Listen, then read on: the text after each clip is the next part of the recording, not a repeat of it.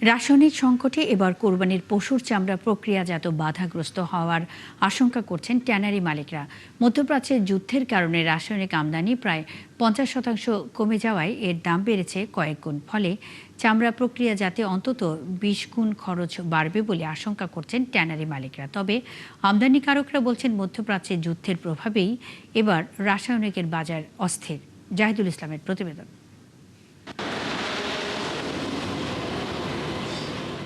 ট্যানারিতে পশুর চামড়া প্রক্রিয়াজাতকরণে লাগে 120 থেকে 130 রকমের রাসায়নিক, যার বেশিরভাগই আমদানি নির্ভর। ট্যানারি মালিকরা বলছেন, কোরবানির ঈদ এগিয়ে এলেও প্রয়োজনীয় রাসায়নিক পাওয়া যাচ্ছে না। যেটুকু পাওয়া যাচ্ছে সেটুকু কিনতে হচ্ছে চড়া দামে। কেমিক্যালের ইন্টারন্যাশনালভাবে 30% দাম বাড়ছে, পৃথিবীতে জাহাজ ভাড়া বাড়ছে, কিন্তু আমরা চামড়া বিক্রি বাড়ে নাই। ওভারঅল তো আমার লস। আমার দাম দিবে কে? আমার প্রাইস যদি বিক্রি করতে না পারে, 10 সেন্ট যদি আমার কেমিক্যাল কস্ট বেড়ে যায়, তাহলে আমি বিক্রি তো পাচ্ছি না। আমি আমদানিকারকরা বলছেন, মধ্যপ্রাচ্যের যুদ্ধের কারণে এবার রাসায়নিকের সংকট তৈরি হয়েছে।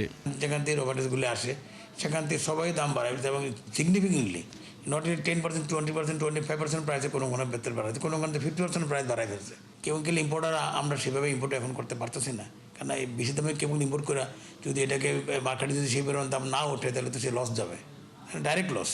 তবে ট্যানারি মালিকদের সংগঠনের অভিযোগ, রাসায়নিক সহ সালফিউরিক অ্যাসিডের বাজারটা নিয়ন্ত্রণ করছে কয়েকটি সিন্ডিকেট। ছোট বড় মাঝারি ট্যানারি মালিকরা যারা আপনার কমার্শিয়াল এক্সপোর্টার, তারা কিন্তু আসলে কেমিক্যালস নিয়ে দিশারা। এই সালফারিক অ্যাসিড আপনার ছিল 40 টাকা কেজি, সেটা হয়ে গেছে 230 টাকা কেজি। এই যে আপনার প্রথম স্টেজে আমার কিন্তু সালফারিক অ্যাসিডের প্রয়োজন হয়, বাংলাদেশের 6-7টি কোম্পানি আপনার উৎপাদন করে, তারা আপনার সিন্ডিকেট করে আপনার এটা মূল্য বৃদ্ধি করে দিয়েছে। চলমান সংকটেও বন্ড সনদপ্রাপ্ত প্রতিষ্ঠানগুলো কিছু পরিমাণ রাসায়নিক আমদানি করতে পারলেও বিপাকে পড়েছে নন বন্ডের কারখানাগুলো। জাহিদুল ইসলাম, 71, ঢাকা।